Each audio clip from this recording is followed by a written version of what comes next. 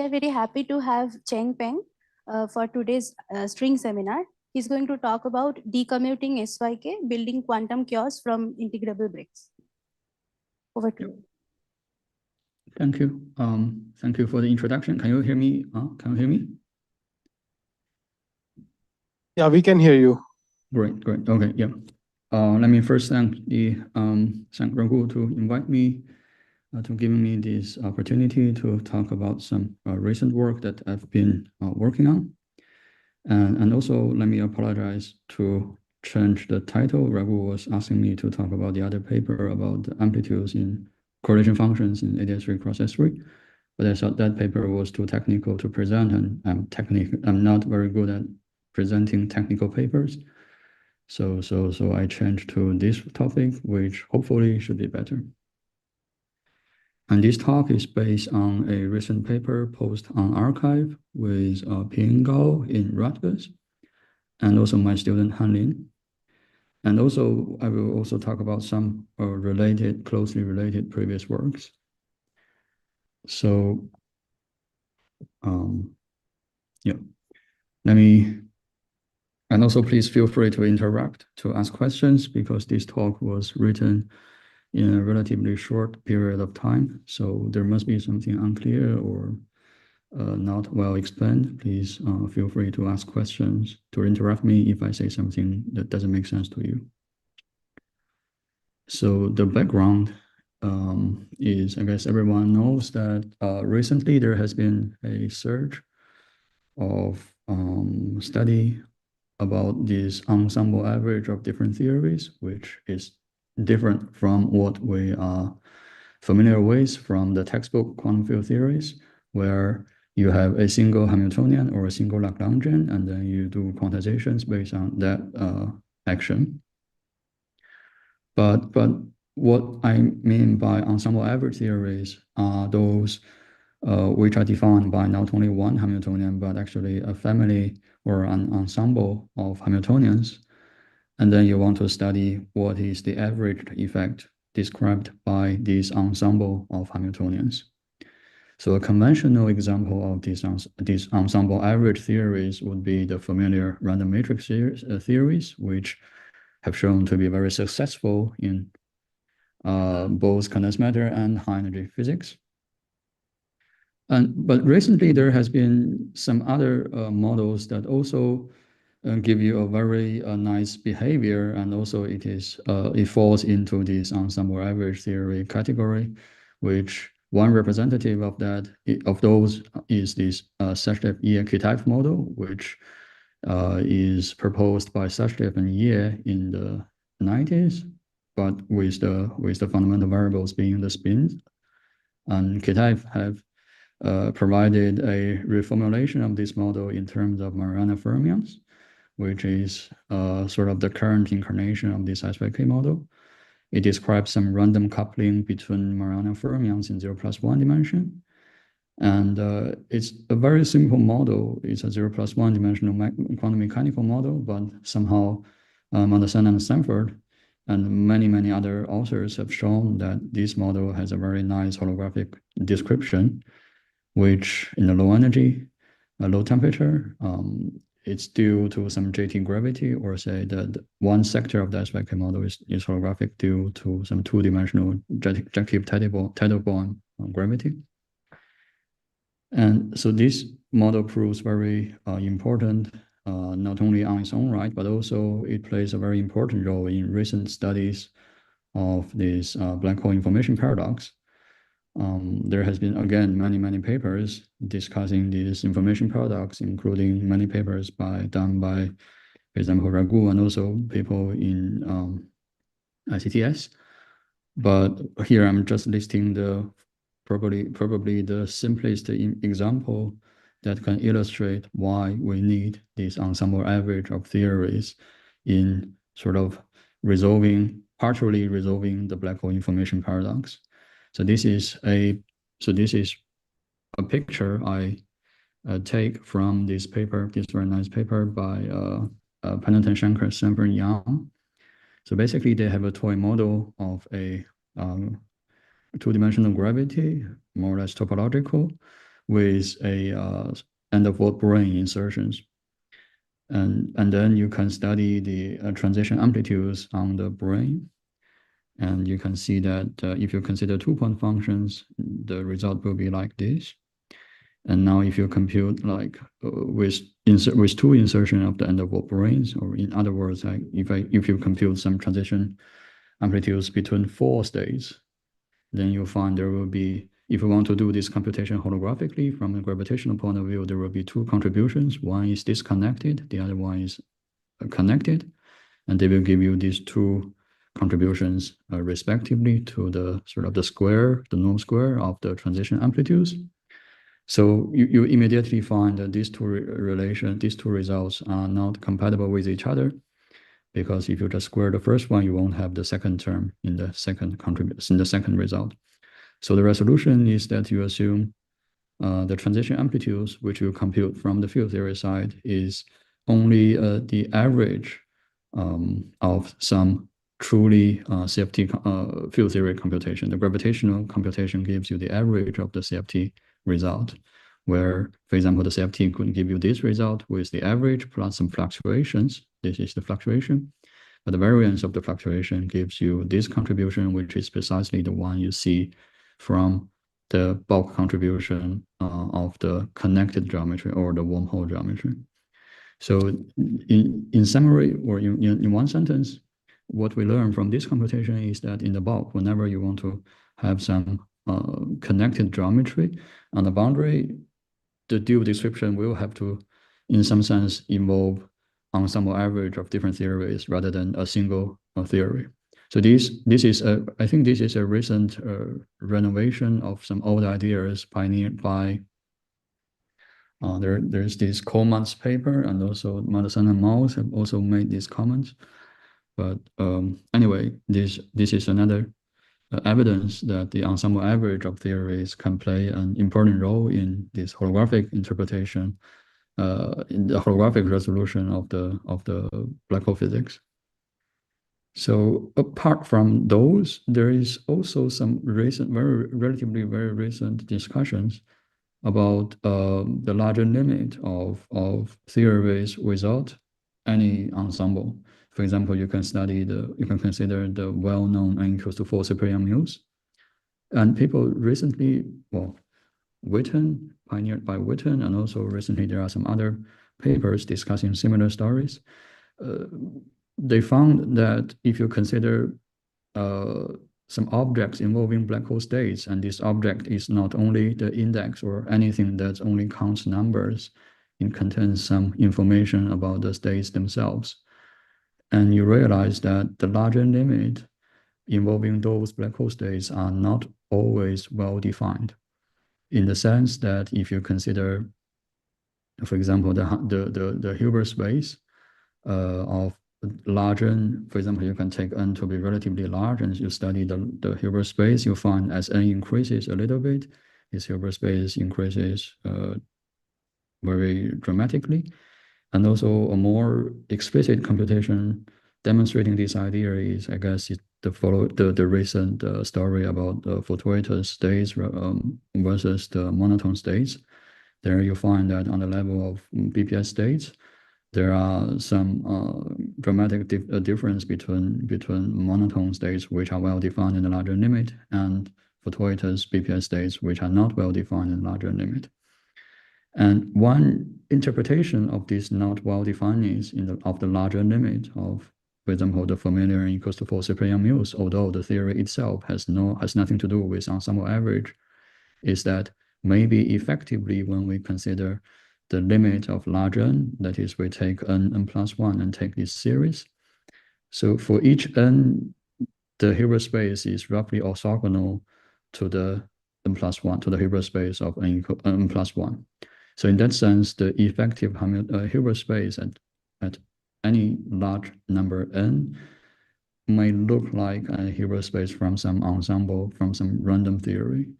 And then what you want to do is to average over this random theory or random Hamiltonian. So I think this is another example of why people think the ensemble average should take place in in even conventional theories without priori putting in this ensemble or the disorder average by hand. So basically, this is the background. Hopefully, this convinces. I guess maybe you are all you know very well previously that the ensemble average theories should be interesting and worth studying.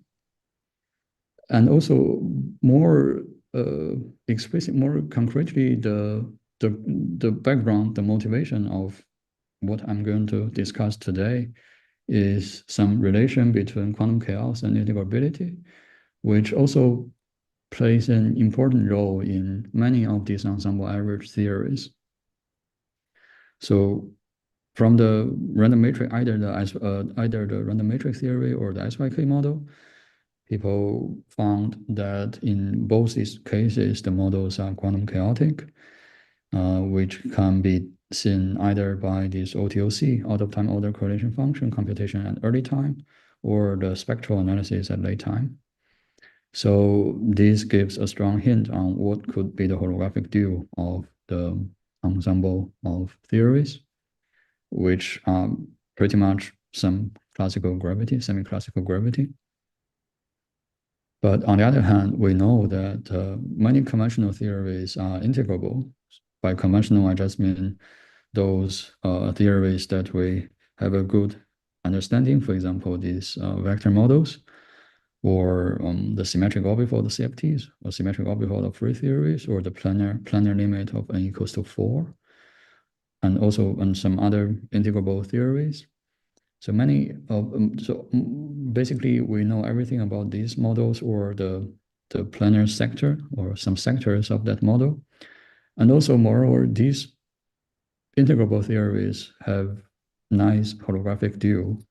For example, although they are integrable, we still know that they have good holographic description. For example, the vector models can be holographically described by this Vasilyev's higher spin theory.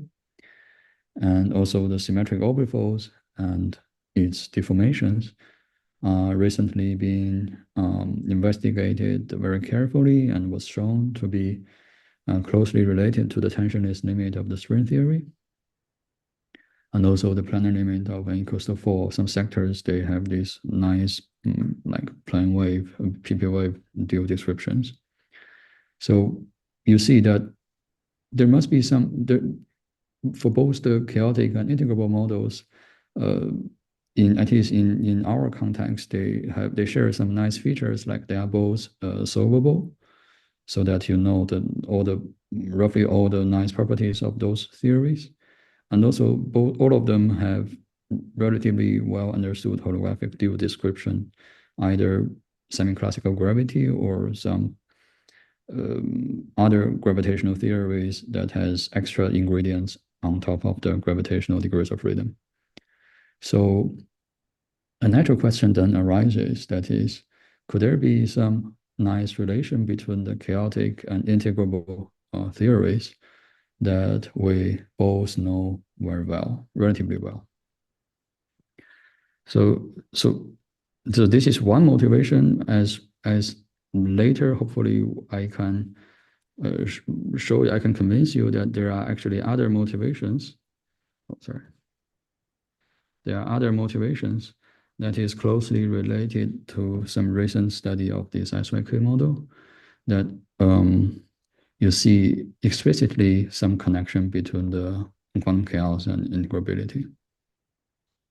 So as I will discuss later, there will be roughly two types of relations, or if you consider this process as a transition from chaotic theory to integrable theory, or from a chaotic regime to an integrable regime, the transition typically falls into two classes. One class, or this is a very rough classification, but roughly this is what we can find in the literature. So one class is by tuning the coupling constants. So either you have a theory, you start from weak coupling, and then you gradually dial up the coupling constants to the strong coupling regime. And in the strongly coupled regime, you will find the theory goes from a free theory, which is pretty much integrable, to a chaotic theory, which is due to the strong coupling, the strong interaction. And a closely related type of transition, which is also eventually due to the change of the coupling constant, is you can consider a theory that is cooked up by coupling two sectors or two subseries. And one theory is weakly coupled or integrable or free, and the other theory is chaotic.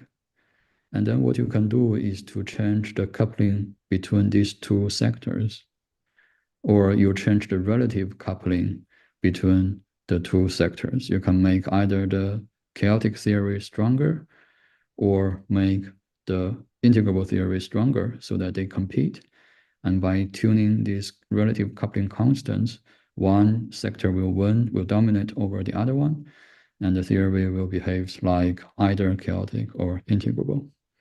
So this is one class of transition from chaos to integrability, that is change the relative coupling or just the coupling.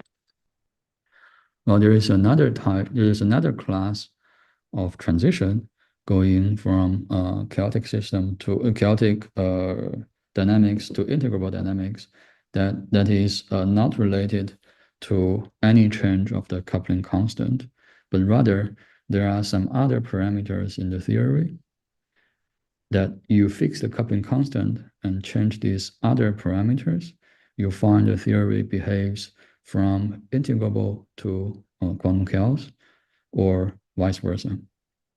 So by doing this, you do not change the strength of the coupling constant manifestly.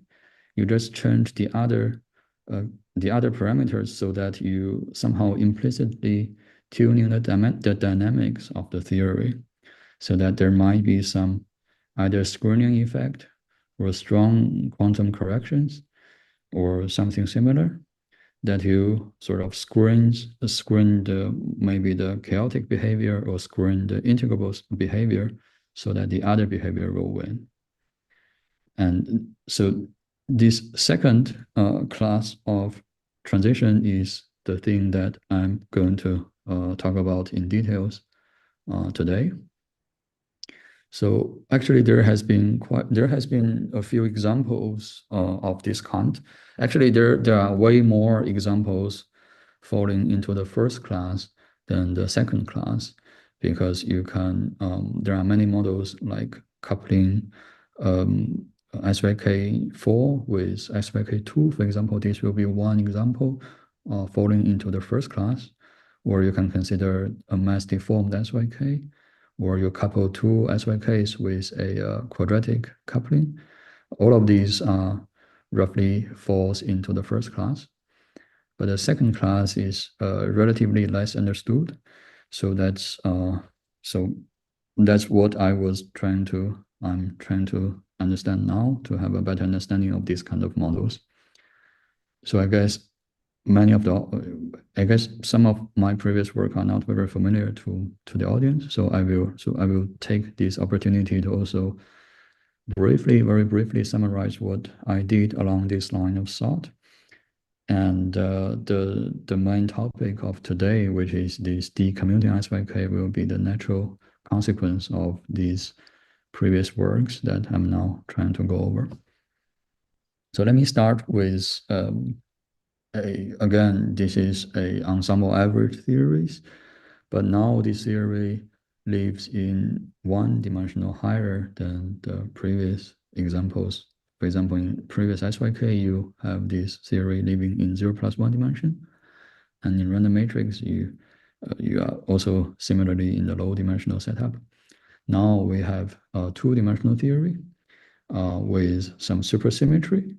And the introduction of the supersymmetries mainly help you to make the theory easier to solve, and is not very important. So basically, the theory describes some random coupling. So this is like in the SYK model, you have some random coupling between some 0,2 multiplets. So here we introduce two kinds of multiplays where we have n flavors of chiral and m flavors of Fermi, and we make them coupling through the J time potential, and the coupling constant is random. Now the theory has a few free parameters. One is the Q, telling you how many fields are coupled all together. And there's another parameter that is the ratio between the flavors of the chiral and Fermi. This mu is another parameter that you can tune. So what we are going to do is to solve this model in the large N limit as usual, but fix this ratio to be a tunable parameter, which is finite. And then, for example, if you follow the conventional story of the SYK, you go to the infrared. Here, because of the supersymmetry, the form of the superpotential doesn't change. So you can safely, and also you can count the dimension of this J, which is relevant. The coupling is relevant. So you know the theory will flow. Sorry, into, Cheng, quick question. Yeah. So since you have only chiral supersymmetry, why is there a theta bar coordinate? I would have thought there would be like a, is theta bar the complex conjugate of theta, or? No, this theta bar, and theta is just the 2 of the 0, 2. It's not the other direction. It's just this. Maybe I'm using a different. Maybe I see. Usually people use theta and theta bar for 1, 1. Yeah, maybe. Oh, Yeah, so sorry for that. I'm using maybe in that convention I should use theta and theta tilde. Yeah, theta 1 and theta 2 maybe. Yeah, That's theta 1 or theta 2. Yeah, right. yeah.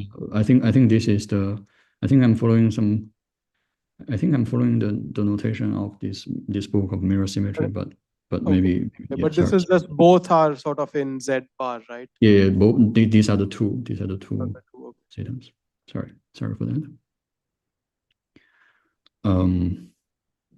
Right. Then I have this infrared solution which has this conventional IR conformal field theory form of the 2-point function, and you see all the information of the theory, which are these conformal dimensions, are now determined by the 2 parameters mu and q. And now this model, as we were talking about the relation between chaos and integrability, so we one simple diagonal. Show the formula again for the 2-point function. Yeah. So G is the P is the 2-point function of which field of the field I labels the 4 components of the 2 multiples. So basically, I'm writing explicitly in all the components out. I see. Yeah. And these I see. So these also have different left and right moving. Right. The difference obey the correct spin. Like if you take the difference, this will be 1/2, and this will be 1. I think. I see. So G is like a spin 1 field, and psi and lambda are spin half. Right. Psi and lambda spin half, G spin 1, and phi spin 0 in the 2-dimensional notation of spin. Yeah. Okay. Thank you. Yep. Right. So then what we can do is to compute the Lyapunov exponent of the theory to diagnose what is the chaotic behavior. And again, because we have parameters, we can plot the Lyapunov on the moduli space in some sense. We have here in this plot, the horizontal direction is the mu parameter, and the vertical direction is the Lyapunov exponent, and the different curves represent different q's. So you can see that the bottom line, the sea level is 0. So for most of the parameters, the theory is chaotic, although it's not maximally chaotic, but this is a general feature in high dimensional these SYK-like or disordered models, where it's not easy to find a region where pure gravity dominant. But other than that, for most of the cases, for most of the region on the moduli space, the theory is chaotic, showing that maybe you have the holographic description is a gravity plus some matter, which are weakly coupled. But you notice that there are some special limit on the moduli space. For example, for each of the curve, you find there is this point where mu takes the special value of 1/q, where you see that the Lyapunov exponent drops to 0. So actually, superficially, it tells you that at this very special value of the parameter, the theory stops being chaotic, at least not chaotic in the sense of Lyapunov. So the natural question is there any reason that the Lyapunov exponent drops to 0 at this very special limit? And let me emphasize that all these computations are computed at fixed J. So the parameter I'm tuning is the mu parameter for each given Q. So this is like the second class of the transition that I was introducing previously. And now in 2 dimensions, well, there is a very naive guess of what is happening here. That is, when the theory stops being chaotic, there must be some integrability structure or some extra symmetry emerging, so that the extra symmetry will force the trajectories. Well, I'm taking a classical analog of this Lyapunov computation, will force the trajectory to sort of go along with each other instead of going arbitrarily far away from each other. So the physical picture would be that you have a large symmetry emerging that will take over the physical dynamics at this very special point. So now in 2 dimensions, the correct way or the proper way to describe symmetry is to go for these conserved currents, and they will automatically generate this chiral algebra, which are the underlying symmetries of the theory. And all these conserved operators have conformal dimensions 0s or S0. So our idea is that at this very special limit, there should be emergent symmetry that translates into the emergence of operators with these kind of conformal dimensions in those special limits that we observed. And because this theory is solvable, you can just go to the spectrum of the theory and search if there are indeed these kind of operators in the special limit. So here, these 2 plots are the operator spectrum of the theory as the function of, again, this mu parameter. And the horizontal, the vertical direction is actually the gamma, which can be considered as the anomalous dimension of the operator. So basically, I'm looking for operators with this kind of dimension, gamma and gamma plus s for this plot, and gamma plus s gamma for this plot. The vertical direction is this gamma. So when gamma equals to 0, this operator becomes of this form. So that becomes a conserved operator. So you can see that for different spins, which are labeled by the different curves, all of them tends to have vanishing anomalous dimension at this end and also this end. But these 2 ends are precisely the special limit where we find the vanishing of the Lyapunov exponent. So actually, we find a consistent story with the assumption that in these 2 special limits, there is a emerging large higher spin symmetry, because we find these operators for each spin. The spin can be 1, 2, 3, 4, 5, and it just goes up to all the integer spins, which I didn't plot. So this is a hint that at this very special limit, there is a gigantic higher spin symmetry emerging. And then actually we can test this proposal more by studying not only this very special limit, but also we can go a little bit away from this special limit where the gamma is not precisely 0, but is small. And then we can study the dispersion relation of the gamma as a function of the spin. And in this theory, we find when the spin is large enough, the anomalous dimension scales logarithmically as the spin. So this turns out to be a characteristic behavior of the anomalous dimension of higher spin operators perturbed by some marginal operator. So for example, in this work, we computed the anomalous dimension of conserved higher spin operators in the symmetric orbifold CFT. So each dot here represent an operator, and vertical direction, the horizontal direction is the spin, and vertical is the anomalous dimension. And you again find a sort of the logarithmic behavior. This is a log plot.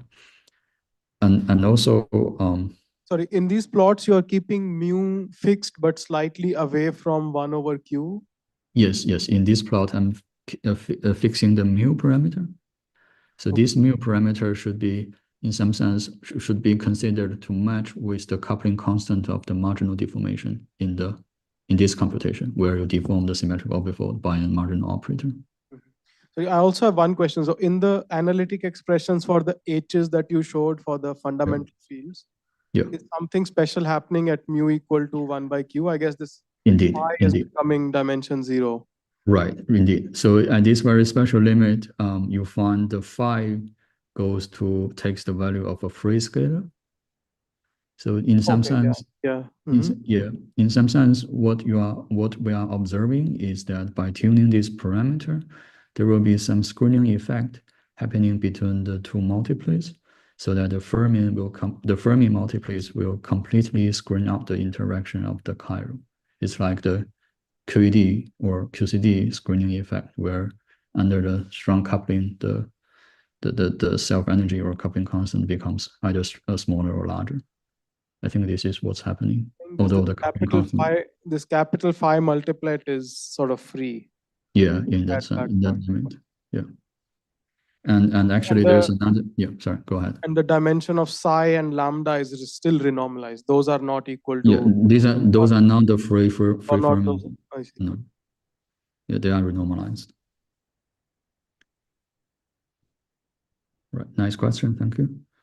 And and also here, the final point I want to make is that this has also a dual gravity interpretation, that is the Langström rotating in ADS.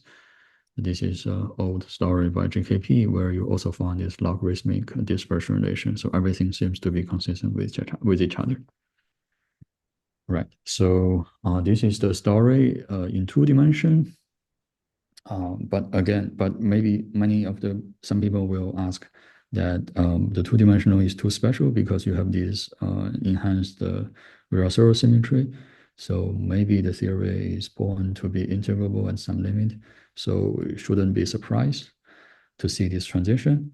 So then we think that's a legitimate question, and then we just go to 1-dimensional higher to 3-dimension, where we cook up another model that is very similar to this 2-dimensional model, where we again have 2 different kinds of multiplets, and we couple them with a random coupling.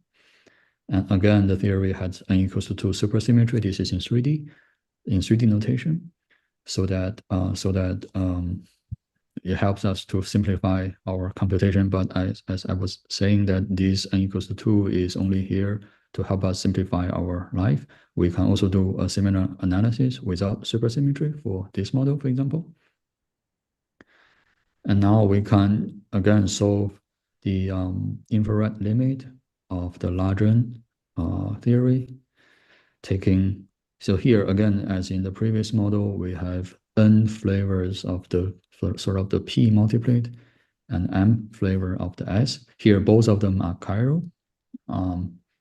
But I'm just considering them to be 2 different types or 2 different class of multiplets, which enters this interaction differently.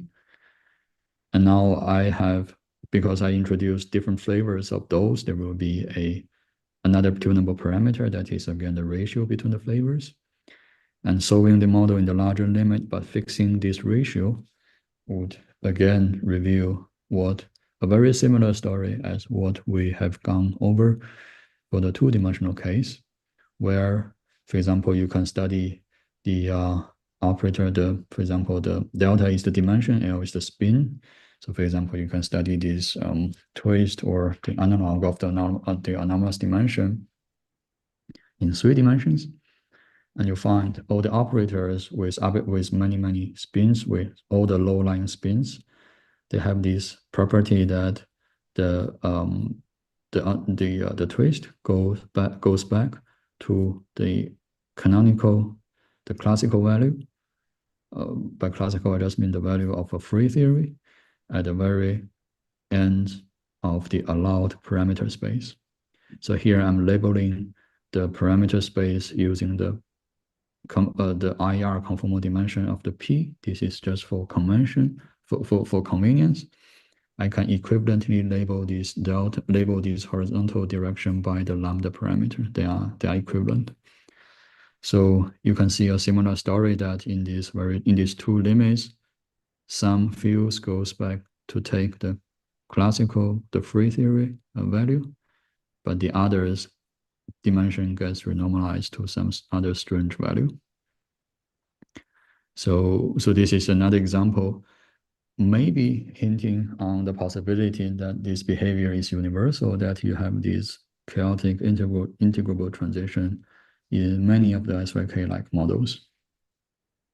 I think the physical picture, one naive physical picture would be that the SYK model can be considered as the string as to be holographically due to a string theory with finite string tension, where because you have all these higher spin operators with finite anomalous dimension, but somehow you can, in the bulk, you can turn down the string tension gradually to go to the tensionless limit, and on the boundary, it should be corresponding to tuning this extra parameter. This is a very vague physical picture, but we are still trying to work on something to make this idea more explicit. Sorry, can I ask, in this Sure. one and also the previous one, Yeah. what happens if mu is bigger than 1 over q? Then it seems like you get negative dimensions. Indeed, So somehow this model is becoming non-unitary or something, or what? That's a great question. I skipped the technical details, but I should put a figure here. So basically, so the limit, this is actually the limit of where your analytic analysis is allowed. So by this, I mean that when you do this analytic computation, you want to sum over all the Feynman diagrams and summing over all the ladders. There you want to do integrals over Feynman over these propagators. Mm-hmm. And then the integral will diverge when the mu is out of this range. So some of the integrals will diverge. At the border, there will be a logarithmic divergence, and even if you go beyond that, there will be some other more severe divergence. So that tells you that your analytic computation will not be trustable.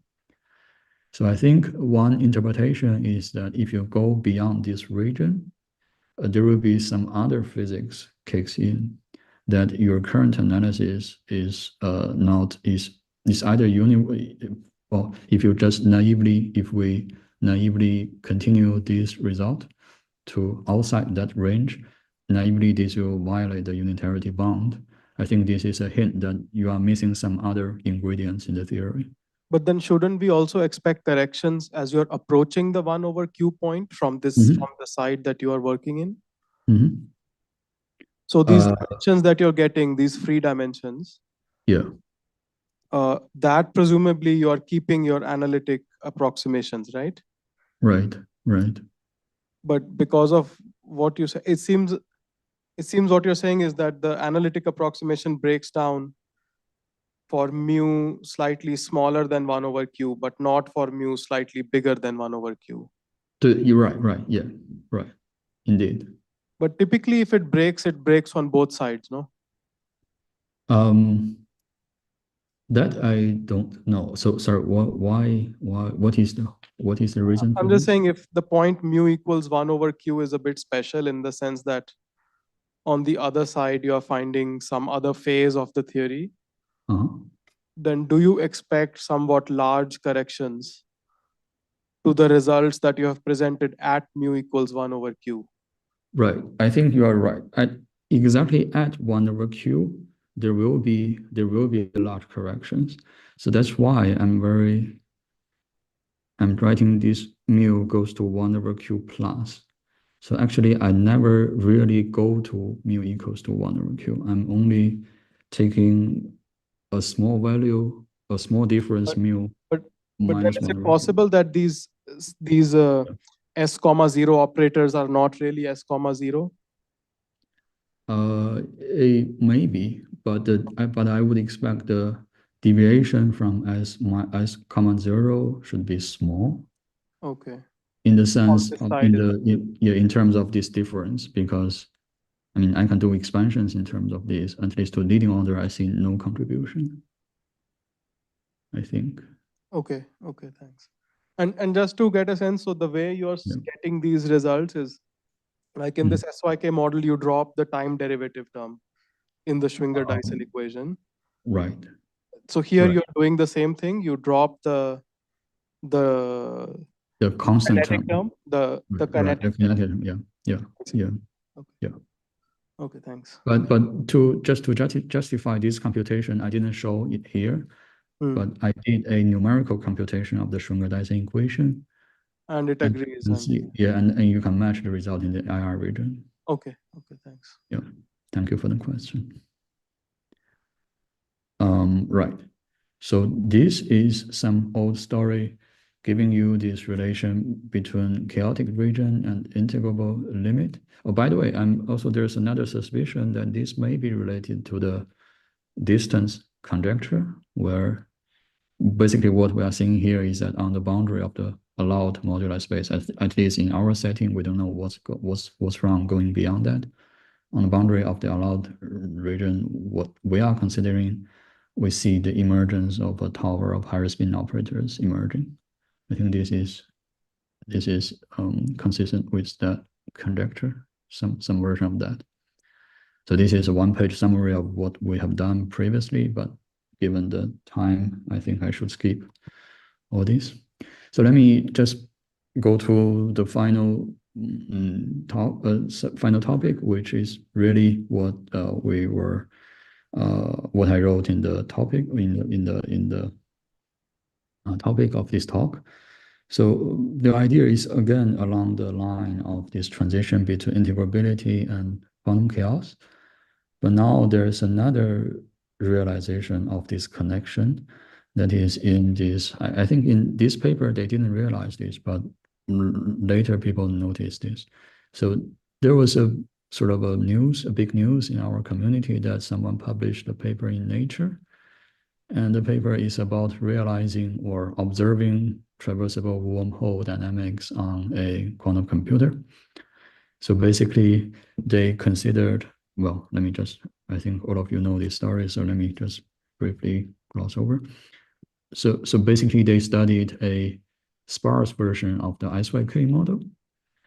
And they have shown that they studied the Summerfield double state in this model, where both the two Hamiltonians on the left and right are these sparse SYK model built from 7 Mariana fermions. And actually, they didn't do any ensemble average. They used machine learning to learn some special coefficients in front of each term of the Hamiltonian, so that they can compute, for example, the OTOC and also mutual informations. And they find not only this typical behavior of OTOC and mutual information, but also they found a very peculiar feature. That is, when you study they considered the left and right and then couple them with a coupling mu. They have shown that when you flip the sign of the mu, the behavior, the signal from this setup will be completely different. For example, the orange and blue are minus sign, and the purple and green ones are for the plus. And also in this story, you have a similar story. So basically, they want to use this to argue that they have seen this traversable wormhole on really a quantum processor, because they can realize this Hamiltonian by translating this into some quantum circuits and realize this on a quantum chip. Now, However, people later noticed that this Hamiltonian has a very special property that doesn't look right. Well, it's not doesn't look right. It looks just very strange.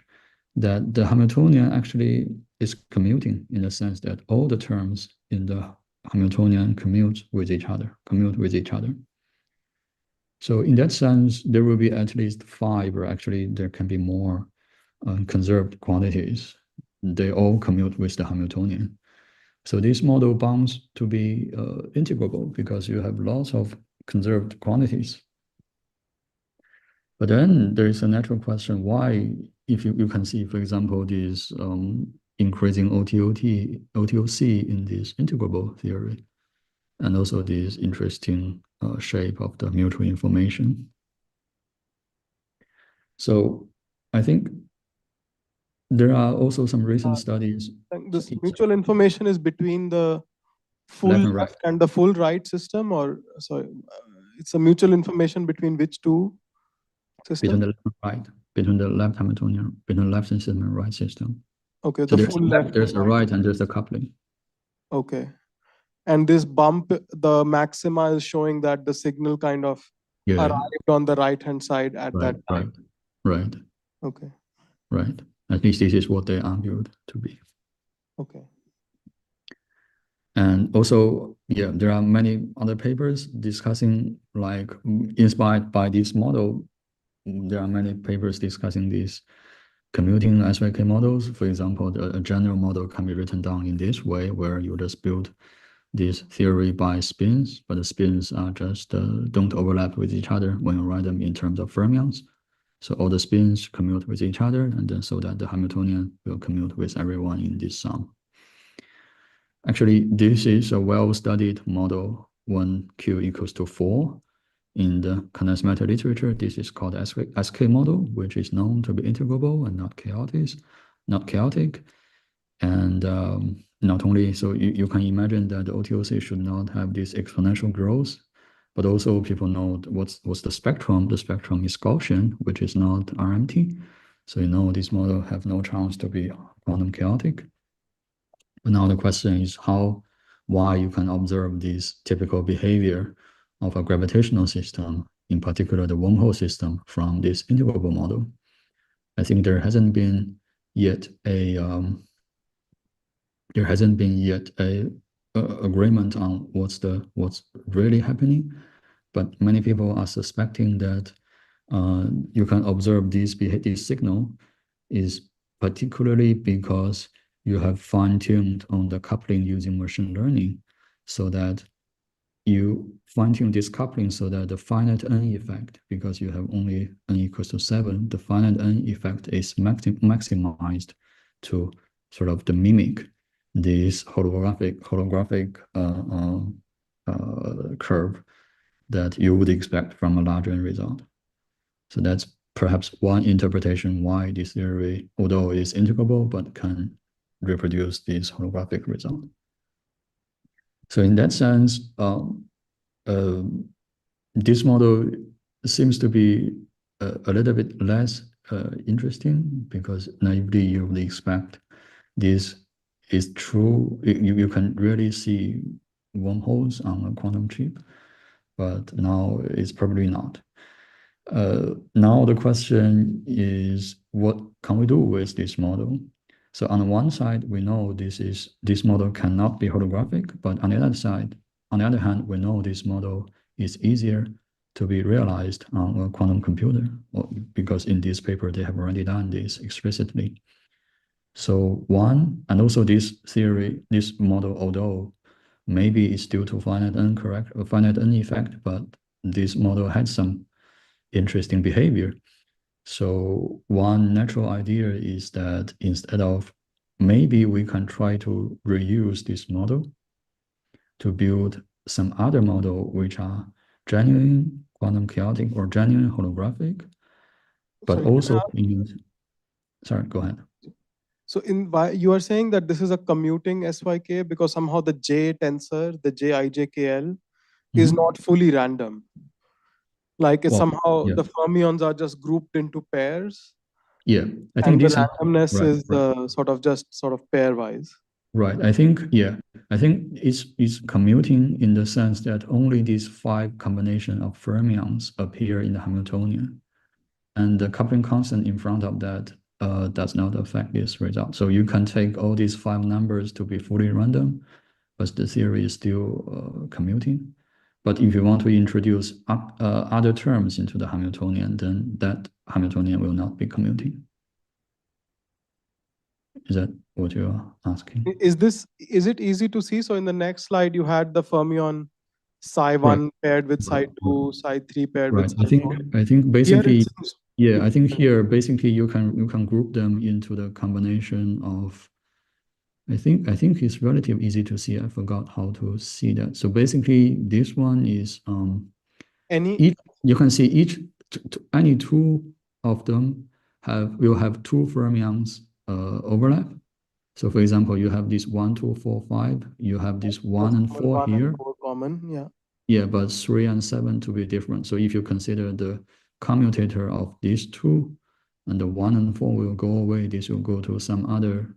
Right. Will go to some other combination, which is either sorry. But this model is then not of the form on the next slide, right? Because no, right, yeah, it's not of this form.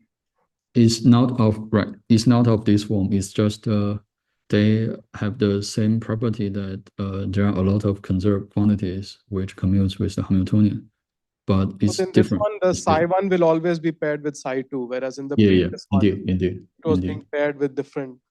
Right. So indeed.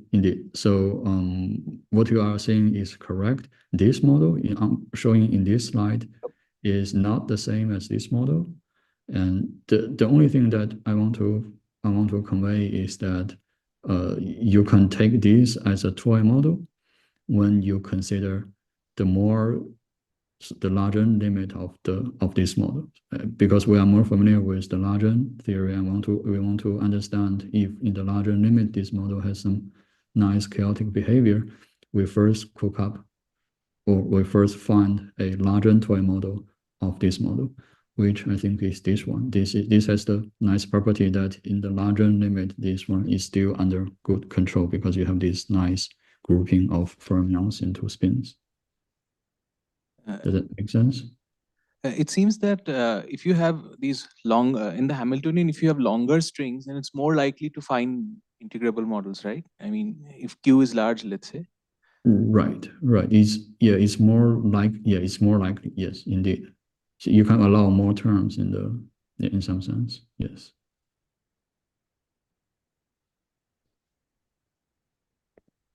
So anyway, so our idea is try to cook up some model which has both the feature of being quantum chaotic and has the feature that maybe it's in some limit. For example, when you take n to be small and you dial a little bit, you modify a little bit so that it can be very similar to this one, so that it can again be realized on a quantum computer.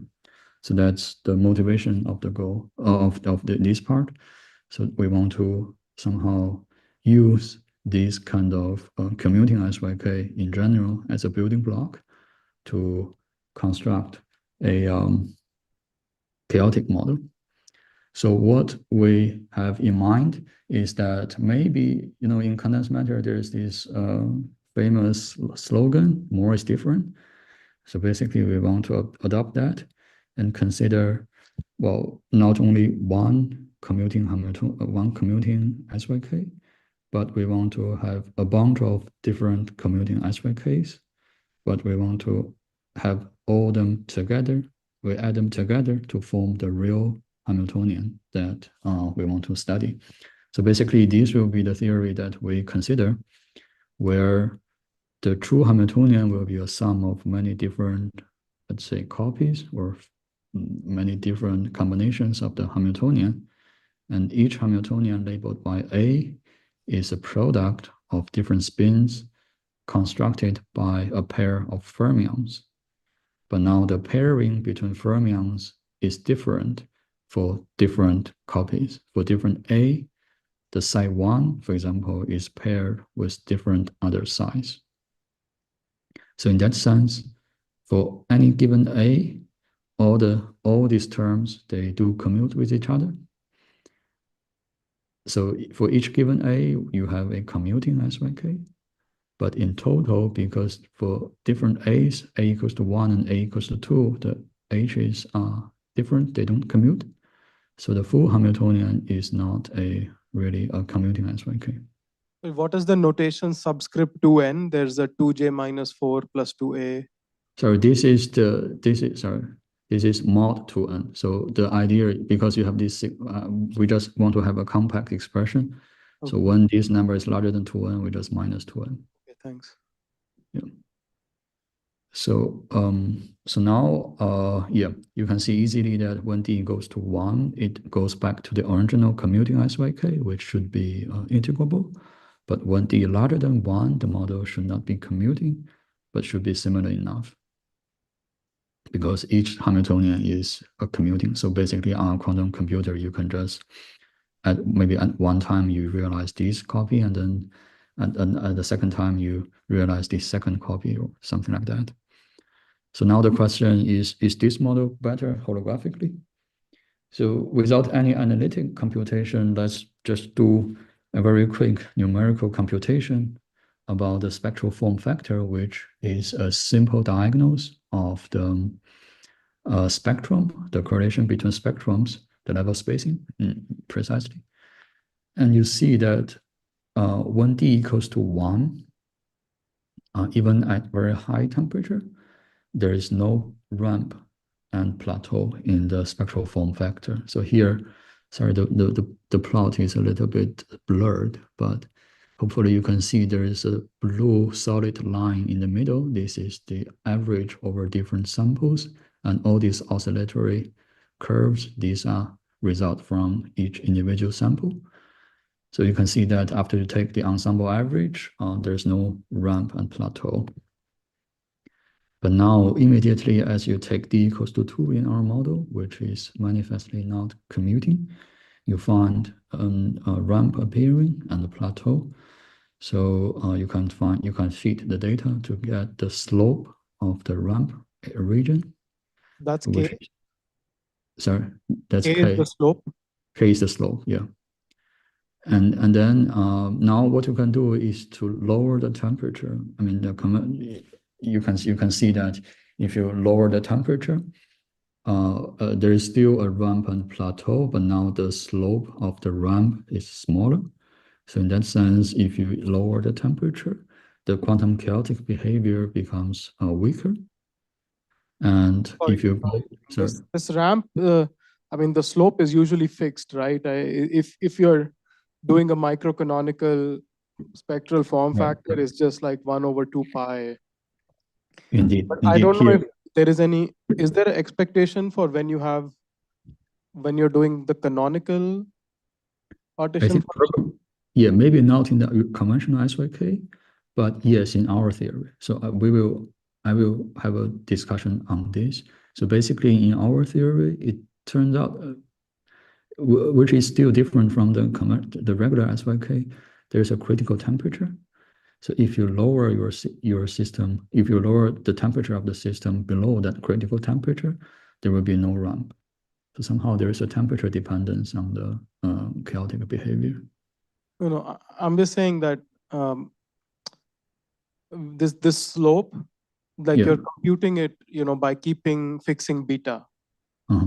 Whereas usually people would plot it by fixing some energy window and only taking states within that. That's right. In that sense, I'm not computing the microcanonical spectral form factor. I'm computing the canonical one, canonical version. Did you say there is some expectation that as the K gets smaller, there is less chaos in some sense? Well, I'm not sure whether this is an expectation or not. This is what we observed in our model. So for our D, for example, if you take D equals 2 of our model and decrease the temperature, you find the slope gets flatter and flatter. Okay, but we are not deducing from that the model is less chaotic at lower temperatures, or are we? No, I'm not saying it's less. No, Yeah, you're right. Sorry, I should make this clear. I'm not saying the model is less chaotic. Okay. I think from this computation, there is no way to tell which model is You're just more. saying that the slope depends on temperature and it looks like. I'm just saying that there's, and I will also show that there will be some critical temperature and below which you see no ramp at all. I see. Okay. So this is the whole thing, the whole point I want to make. I think, sorry, I didn't make this clear. So thanks for the question. So the thing I want to say is that in our theory, first, for at high temperature or relatively high temperature, you see the emerging of ramp and plateau structure, which is the typical random matrix behavior. But there is also the second observation is that there exists a critical temperature. If you decrease the temperature below that, the ramp disappear. And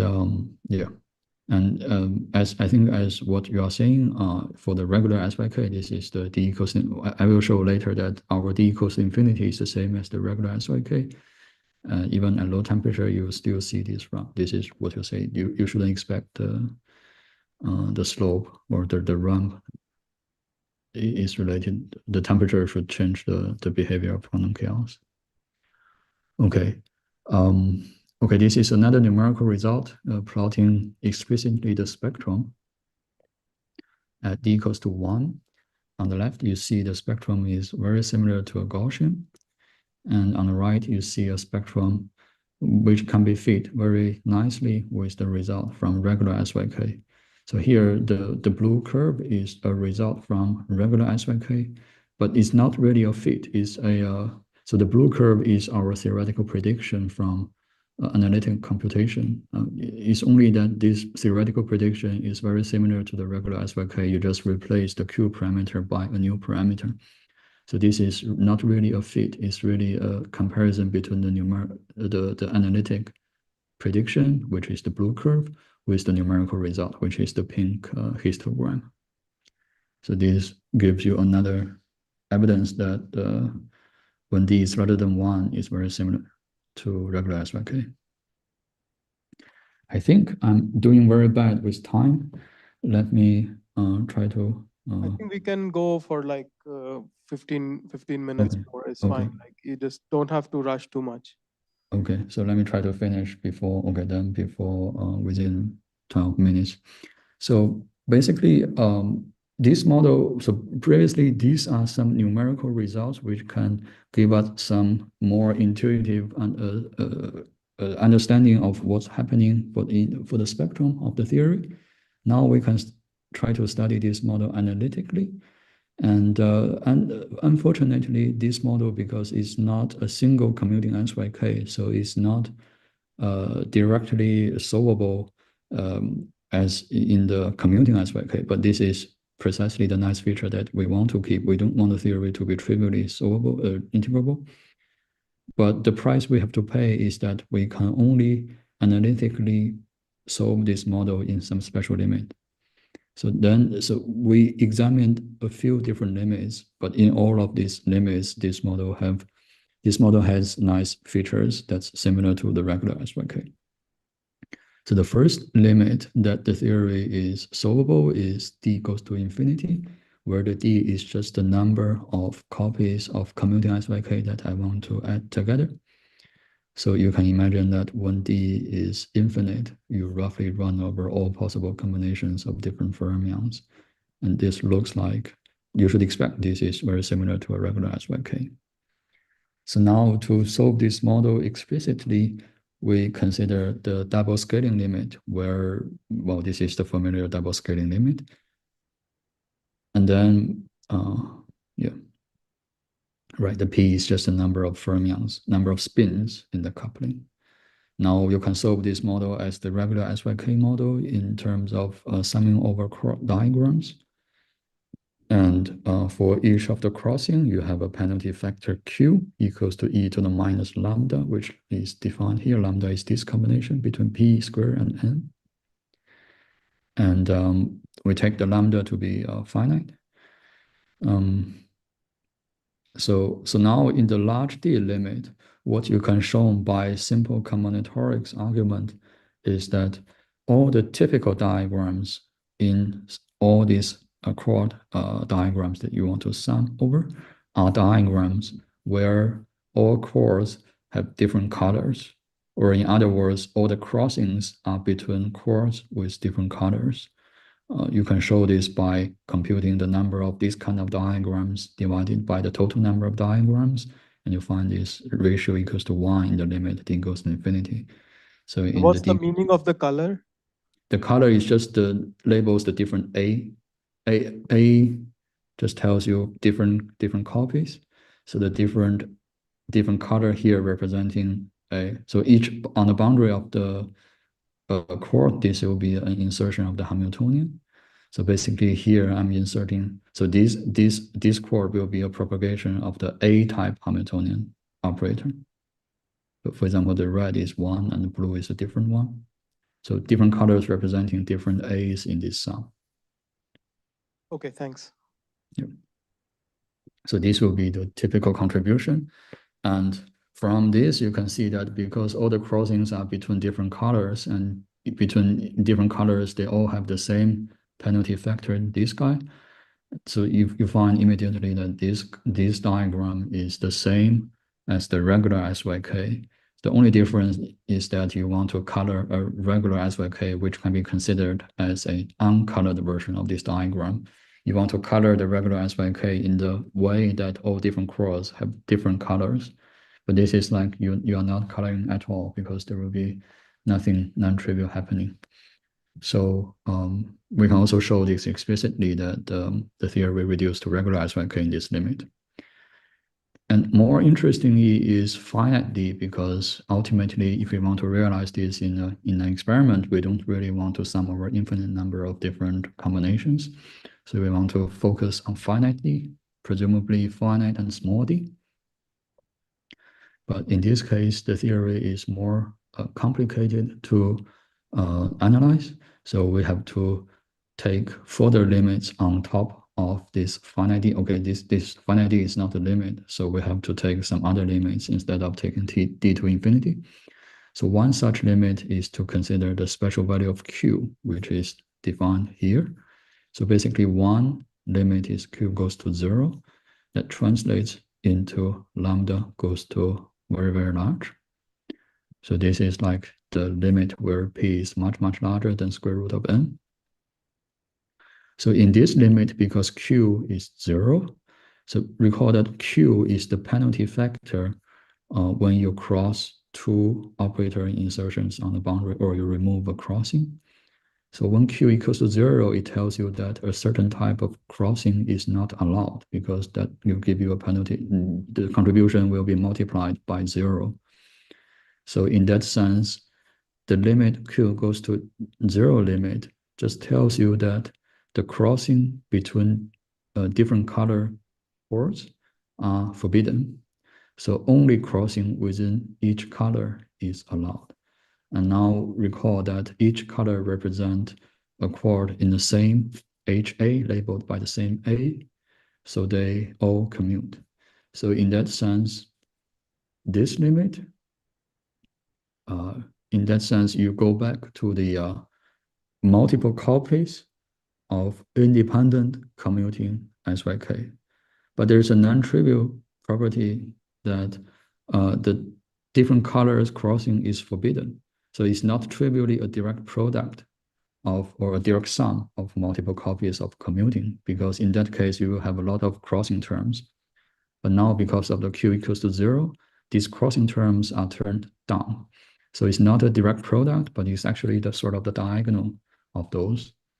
And in that way, you can analyze this limit using the free probability theory developed by some mathematicians. And with the seed spectral density of a single copy, which is just this Gaussian that I showed previously. And the resulting spectrum of this theory, i.e. the D-commuting SYK with q goes to 0, has this behavior where different colors here now representing the different values of the D. And you see that as D goes from 1, which is this blue curve, to some large value, which is going like this. You see that in the Q goes to limit, Q goes to 0 limit, the spectrum will go, as D increases, go to a semicircle, which is precisely the semicircle of the random matrix theory.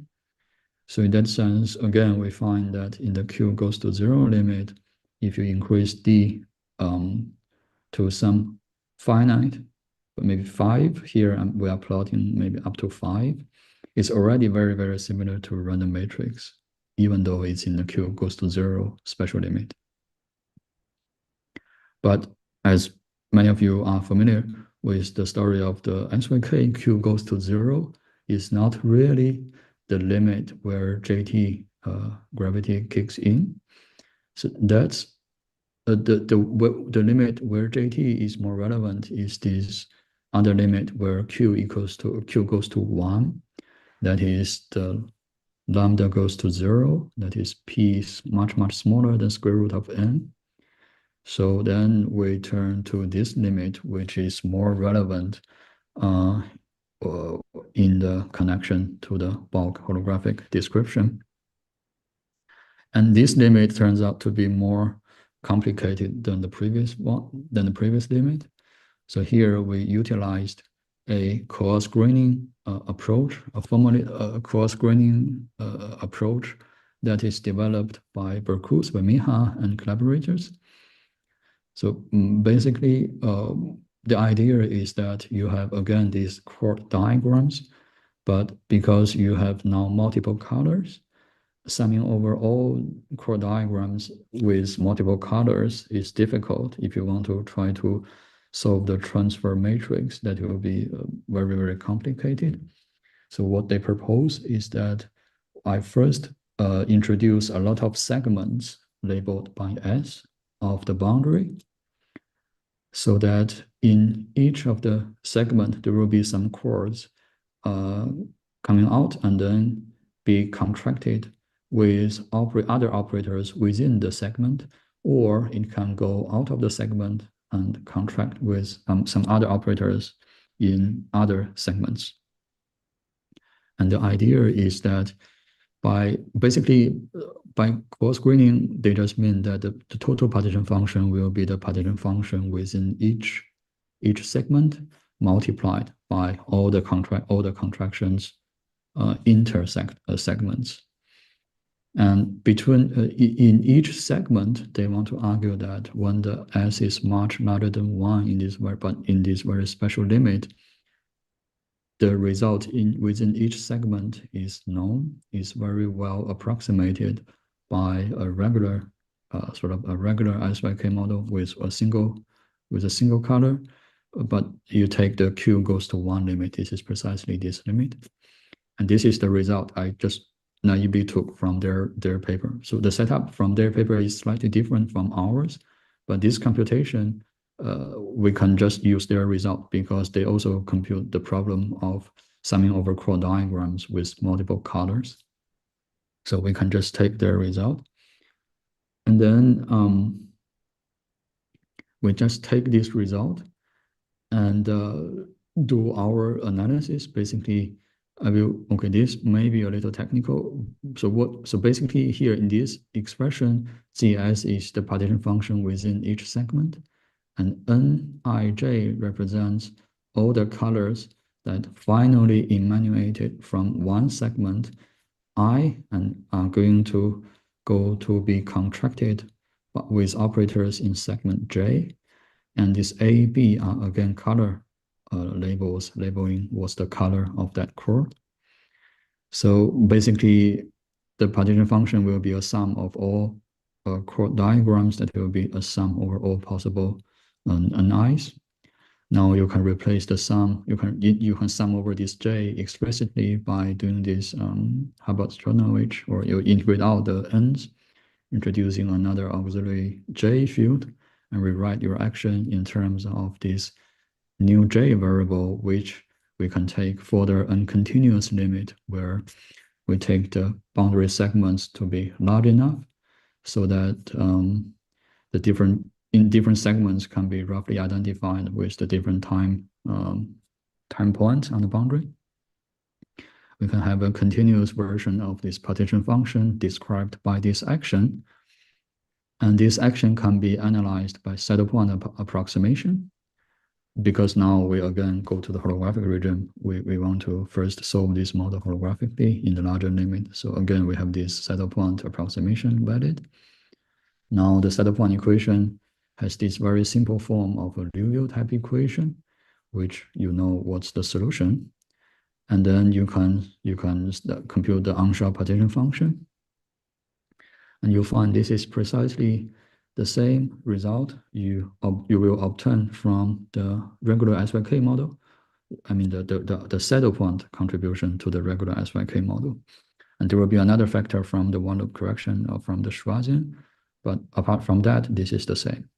And this is, I think this is the reason why we can, from this one, actually, we can already, you see there's this combination, we can take this combination, use this combination to correct the lambda parameter or to correct the Q and get what we expect, our expected spectrum of this model from the SYK, given this similarity between this partition function and the SYK partition function. And indeed, we find this agreement. Now, if you, but as I just mentioned, that there will be another factor coming from the one loop correction, which translates into this will be in the spectrum will be near the edge of the spectrum, there will be a mismatch between the numerics and the analytics. And indeed, we found that mismatch.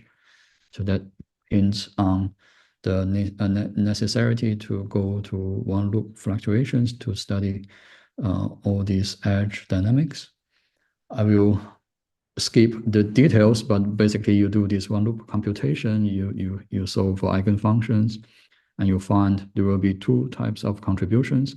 One is an h equals to 2. This is precisely the Schwarzian in the regular SYK. And there will be another contribution coming from the one loop due to the fact that you have D copies instead of one copy. So there will be another contribution. And if you analyze this other contribution, you find the eigenvalue of these extra moles becomes 0 at a critical temperature. In other words, you'll find there will be some other emerging 0 moles at some critical temperature. So that tells you that if you go further down below this critical temperature, you have to treat these 0 moles very carefully, which we don't have enough time to do. So basically, our analysis only focus on the temperature regime that is larger than this critical temperature. And if you carry out all this analysis, you'll find there will be another contribution. So for example, in the h equals 2 will give you this one loop correction to the partition function, which will ultimately turn into the 3 Schwarzian modes. But here you will have some other contributions of this form, where beta j is the inverse of the T, the critical temperature. Lambda is the previous lambda parameter.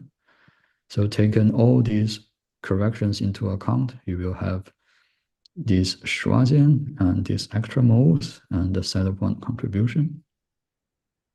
So now with this partition function, what you can do is not only to